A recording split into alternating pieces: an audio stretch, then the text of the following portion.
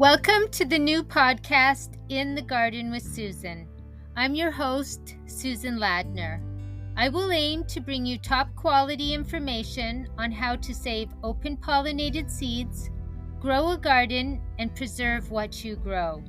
Every Wednesday, I'll be sharing practical tips and techniques to help you on your journey to food security.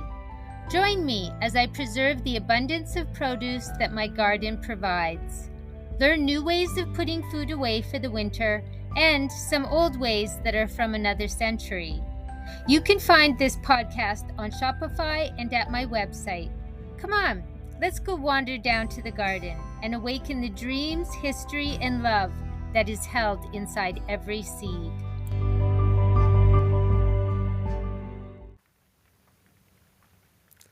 Hello, everyone, and welcome to another edition of In the Garden with Susan. And today I'm trying out a new recording tool, so I hope everything goes okay. It seems to be pretty easy, so let's hope it all works out. I just want to remind everyone that we are still in the Floral Flavor Challenge. And I know I've had a pretty busy week, so really I've only been using the flowers in salads, which I find is very interesting. I love the different flavors. It's very unique. I mean, I've always thrown petals in of the calendula. However, I'm putting the marigolds are a little bit different, and they've been so small, so I'm putting the whole head in. And the other day I put pineapple weed in the salad, and I didn't put too much in because I wasn't sure. It was one of those, I don't know if I really want to be putting this in my salad. What if I wreck it? But I ate a few, just picked them off the plant, and they're nice. They gave a really different sort of pop to the salad. It made it interesting, and I actually really liked it. So, and then what I made, which was sort of the highlight of last week, I made a chamomile syrup. And I have so many chamomile plants out in the garden, and I'm trying to harvest them. You know, the more you harvest, the more they grow. And so I had a whole bunch of dried chamomile, and I was feeling very luxurious, and I made I quadrupled the recipe, and I doubled, maybe more than doubled the amount of chamomile that went into the recipe. And so then when I boiled the syrup, and then to sit there and let it steep, I let it steep overnight. This stuff, I find it powerful. And then on top of it, so I made that and I canned it up, and one of my canning jars didn't seal, and I had some leftover that didn't quite fit into all the jars. And so I made chamomile tea, and then I sweetened it with the chamomile syrup, and wow, it knocks you out. Well, it doesn't knock you out. It calms. It made me very calm. It made me so calm the one night that I was going to go back out to the garden and shovel. I still have some of the new expansion that I'm still trying to shovel out, and I couldn't even get up off the couch to go do it. So it's a very lovely, I really enjoyed the chamomile syrup, and I'm very excited that I have quite a few jars for in the winter. And then I poured it on top of, I had some chia seed pudding, and I couldn't find any honey to put on it. I like a little bit of sweetness. And so I poured some of the chamomile on, and the smell of it was really, it's a very nice recipe, and it had the oranges in it. So that's what I did last week. And this week, I'm not sure what we're going to get into with making things. I have a lot of ideas of things I want to do, but we're going to start with lilacs. And I think I don't have any lilac. There's no lilacs around where I live, at least not that I know of. I don't see them all the time, and I think I sort of missed the season on this. And so, but we're still going to talk about it because I've on Instagram, I saw a lot of accounts that I followed. They were making recipes with it, and they just looked amazing. So lilacs are not only admired for their beautiful blooms and sweet fragrance, but they also have edible qualities that can be used in various culinary applications. And so they have a slightly floral and lemony taste with a hint of bitterness. And they can be used in both sweet and savory dishes. And it adds a spring-like essence and a beautiful visual appeal. And lilacs can be used in drinks. They can be infused in water to make lilac-flavored lemonade, or also they can be used for cocktails or mocktails. The flowers can be added to sugar for lilac-flavored cakes, cookies, or custards. And fresh lilac flowers can be sprinkled over salads for a touch of color and a mild floral flavor. And so some of the recipes that you can make with lilacs are, there's a syrup, and it's basically 2 cups of water, 2 cups of sugar, and 1 cup of lilac flowers, fresh and gently rinsed. And you bring the water and sugar to a boil until the sugar dissolves. Remove from the heat, add the lilac flowers, and steep until the syrup is fully infused and cooled. And then you can strain it and store it in the refrigerator. You can also make lilac sugar cookies. There's lilac jelly, and that takes a lot of sugar. It has the pectin in it. But if anyone wants to Google these recipes, or I'll actually leave the recipes in the show notes below if anyone's interested in them. And so how to preserve lilac flowers: you can dry them, and you just spread them onto a paper towel in a cool, dry place away from direct sun. And once they're dried, you store them in an airtight container. You can also freeze lilac flowers in ice cube trays filled with water, and these can be used in drinks or thawed for use in recipes. And lilac flowers can be infused in honey, syrup, or vinegar, capturing their flavor in a liquid form that can be easily incorporated into various dishes. And so the different flavor profiles of the different varieties is they mostly share a common floral and slightly lemony flavor. However, the common lilac typically has the stronger floral taste, and it is ideal for syrups and jellies, whereas the Persian lilac offers a milder flavor suitable for delicate desserts and drinks. And now, so I'd like to try some of that sometime, but I think we missed the season. And then now we're going to talk about oregano flowers, because in my garden, my oregano plants are just starting. They're going to begin soon. And the delicate blooms of the oregano plant are not only edible, but also offer a milder version of the herb's robust flavor. And these tiny flowers are versatile in culinary applications and can be added to dishes to enhance them with their subtle herby note. And so, even though they have a slightly milder and sweeter taste compared to the leaves, they still retain some of the characteristic oregano flavor, and they can be used as a garnish. And you can sprinkle the flowers on salads, soups, pizzas, and other dishes to add color and a hint of oregano flavor. You can infuse them into oils and vinegar. And you can bake with them by incorporating flowers into bread doughs or sprinkle them on top of focaccia. And then I have a recipe here of oregano flower vinegar. And you just use 1 cup of white or apple cider vinegar, a 1/4 cup of fresh oregano flowers, and you want to warm the vinegar gently but do not boil. Add the oregano flowers to a clean jar and pour the warm vinegar over them. Seal and let sit for a few weeks in a cool, dark place and then strain before use.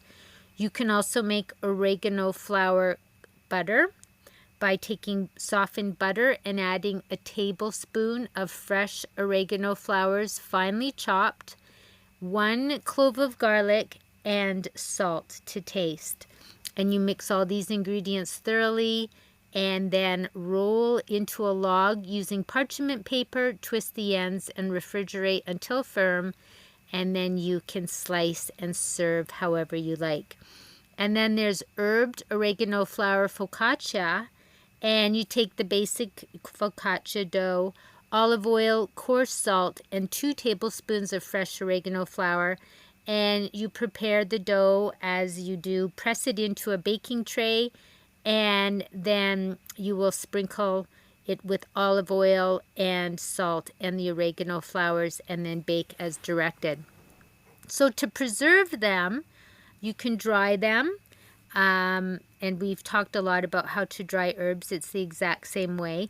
You can also freeze them in ice cube trays or with water or olive oil. And then this is really easy to add to cooking or as a garnish. And you can infuse them into oils or vinegars.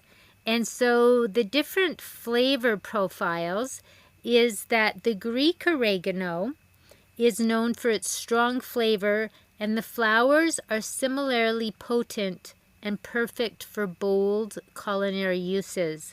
Whereas the Italian oregano it's a milder variety, and its flowers are ideal for more delicate dishes where a lighter oregano flavor is desired.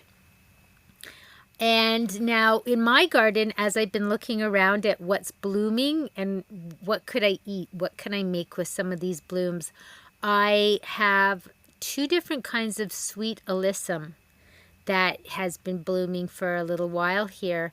And they're starting just to get a bit bigger. And so I'm amazed to find out that this is edible. And this plant is known for its charming tiny flowers and sweet honey-like fragrance. And these flowers are not just ornamental, but they're also edible and offer a subtle, slightly peppery flavor that can add a unique touch to various dishes. And the way you can use them is as a garnish. The small, delicate flowers make a beautiful edible garnish for salads, desserts, and appetizers. You can also infuse the sweet alyssum into syrups, waters, or even vinegars. And you can bake with them by sprinkling flowers over baked goods before baking for a decorative and flavorful touch. And so some of the recipes I found is there's a sweet alyssum infused honey. And you take 1 cup of honey and a 1/4 cup of sweet alyssum flowers. Gently warm the honey without letting it boil, because you don't want to destroy the honey. And stir in the sweet alyssum flowers and let it infuse for a week. Stirring occasionally, then strain the honey and store in a sealed jar. And you can use this to sweeten teas or drizzle over desserts. And then this is an interesting one, sweet alyssum lemonade. You take the juice of 6 lemons, 1 cup of sugar, 6 cups of water, 1 cup of sweet alyssum flowers. And you mix it all together, and the lemon juice, sugar, and water until the sugar dissolves. Then add the sweet alyssum flowers, refrigerate for several hours, then strain and serve chilled. And add a few fresh flowers to each glass when serving for a decorative touch. And you can also make a sweet alyssum flower salad. You take your mixed greens, sliced cucumber, avocado, radish, and a handful of sweet alyssum flowers. Toss it all together and serve with a light vinaigrette. So the way to preserve these flowers is you can spread them on a paper towel and allow them to dry in a warm place away from direct sunlight. And then, of course, store them in an airtight container.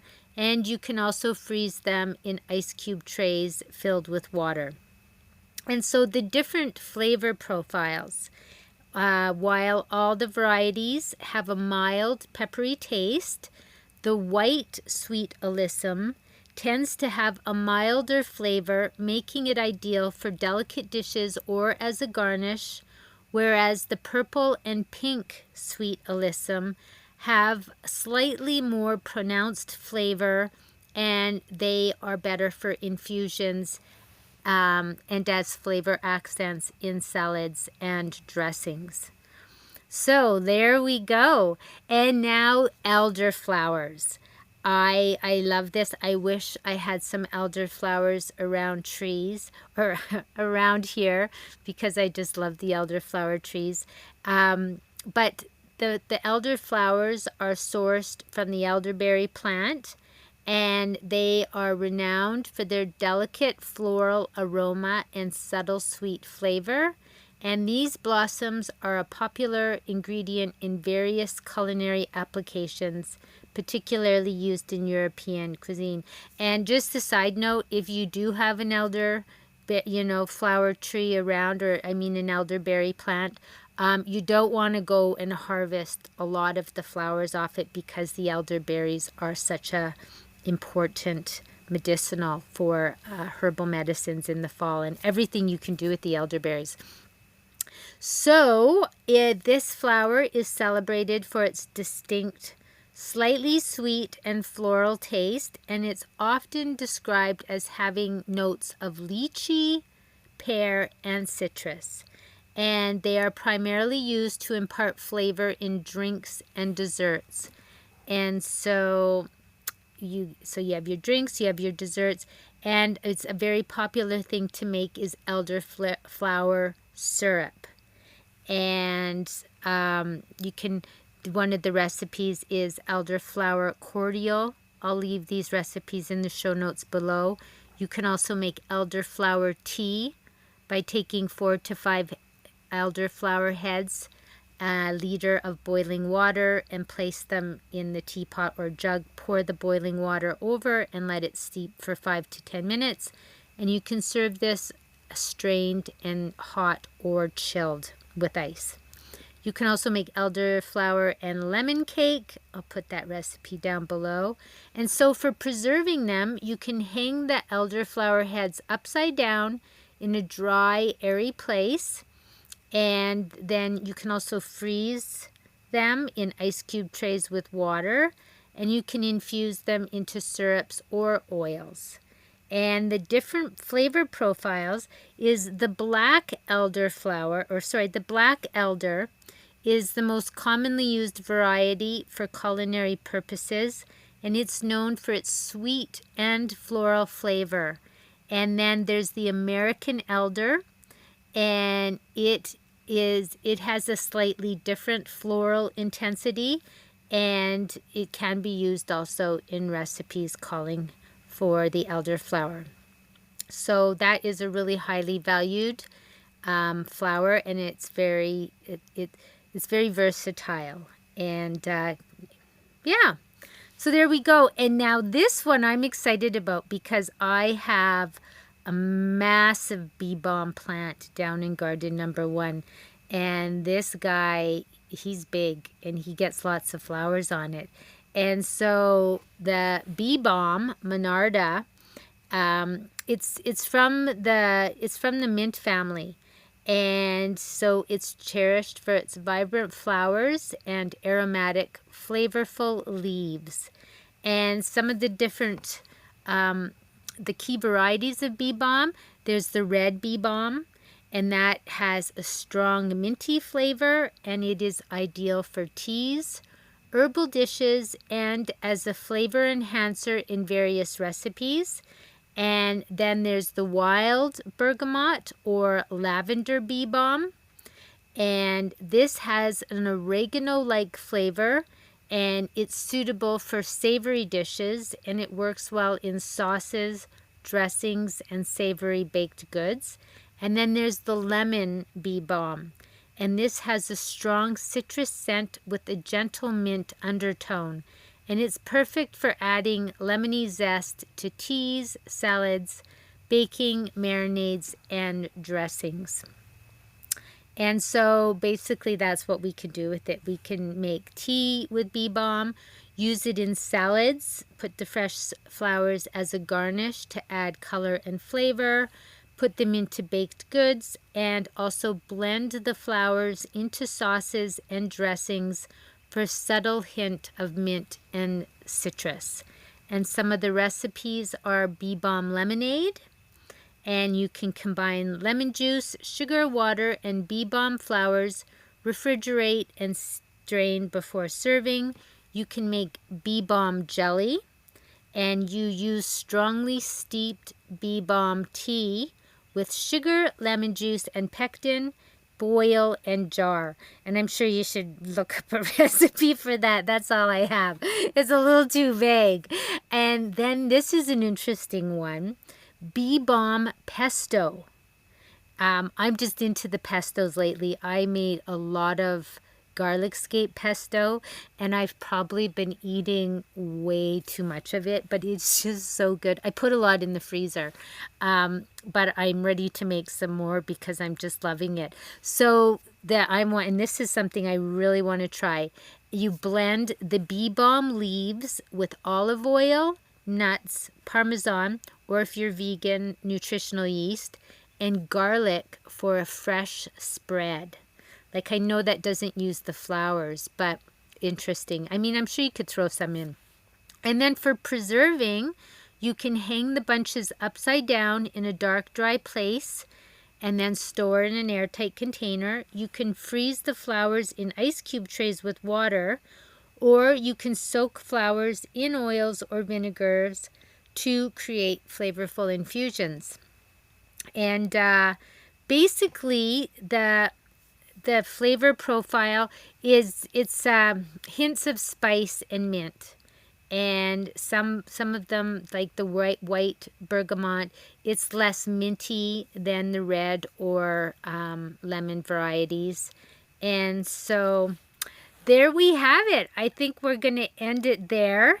I hope that everyone is having a wonderful week and you're finding some flowers in the garden to add into your dishes or drinks. And I will see you in the garden. Oh, we're sorry, we're cutting it a little short today, but next week I'll just add some more in. Have a great week.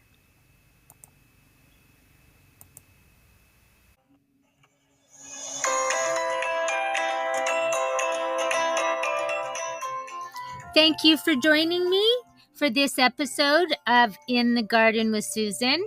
I hope you're enjoying the Flower Power series. And as we look at all the different edible flowers, you can find this podcast and others at Spotify, Podchaser, Radio Public. It's on my Rumble channel. It's on my YouTube channel. And you can always find it at my website at www.gardenfairybotanicals.ca.